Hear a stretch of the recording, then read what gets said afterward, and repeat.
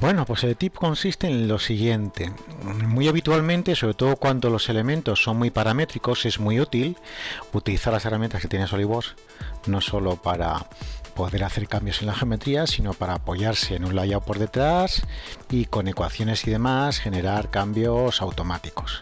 Bien, este tipo de cambios y este tipo de geometrías que se utiliza muy habitualmente, pues claro, generan variaciones infinitas. Entonces, cada vez que lo voy a utilizar en un proyecto, pues tendría que coger esa información, en este caso esta pieza, archivo guardar como, colocarlo, después hacer los cambios, etcétera, etcétera, etcétera. Una forma fácil, primero de obligar a que te guarde como y directamente usar el elemento, la pieza, es en vez de tenerlo como un elemento de librería, utilizar las plantillas.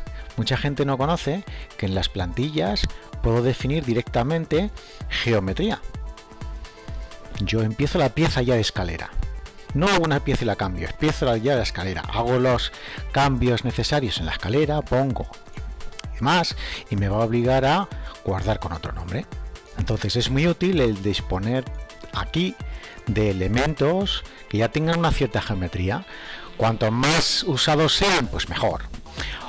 Esto tiene un límite. ¿Qué límite tiene? Pues cuando yo lo intento hacer con ensamblajes, véase este por ejemplo, el problema que tenemos es que cuando yo intento guardar como plantilla, guardar como y templates, y lo guardo en el C, y lo guardo en el temporal, no me deja guardar plantillas de conjunto, porque tiene referencias externas, que son las piezas.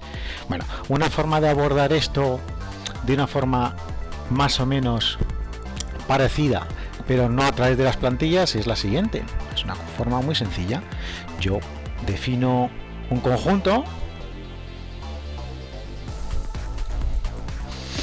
Bien, una vez que tengo el conjunto, si quiero insertar un elemento, en este caso un ensamblaje,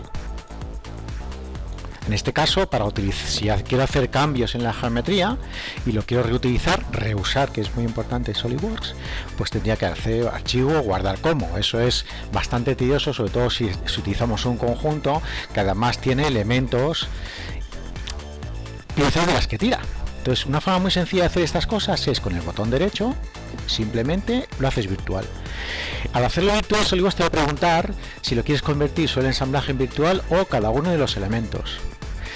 Lo ideal sería que no solo me preguntase por el ensamblaje de todos los elementos, sino que me preguntase por el ensamblaje y podría discriminar qué elementos sí y qué elementos no quiero hacer virtual. En este caso, voy a convertir solo virtual en ensamblaje. Entonces, al tener virtual ensamblaje, ya le puedo controlar como me dé la gana y puedo guardar el conjunto cuando a mí me dé la gana y con el nombre que me dé la gana. Después me pedirá que si lo quiero guardar interno o externamente, yo le diré que externamente y apañado. Esto es especialmente útil para elementos de este tipo en el que yo uso grupo de tornillería si no quiero utilizar Toolbox o si no tengo Toolbox. Claro, cuando yo meto un grupo de tornillería, y lo coloco, el problema que suele tener los grupos de tornillería es precisamente la distancia. Claro, si esto es un elemento y yo hago un guardar como, tendría que hacer un guardar como me iría generando aquí información.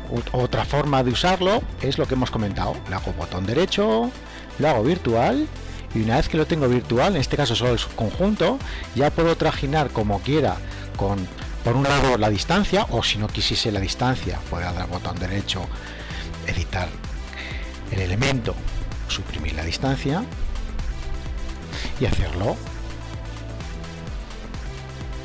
flexible. Entonces ya podría controlar cómo lo quiero en distancia. Como además tengo un elemento virtual, podría nombrarlo como quiera, mío. Y cuando yo quiera y yo lo decido, archivo, guardar como y lo guardo donde quiero. Es una forma muy fácil de ir reutilizando elementos, sobre todo elementos de conjunto en el que una de las distancias, de las relaciones va a cambiar, el hacerlo virtual. ¿De acuerdo? Bueno, pues hasta aquí ese tip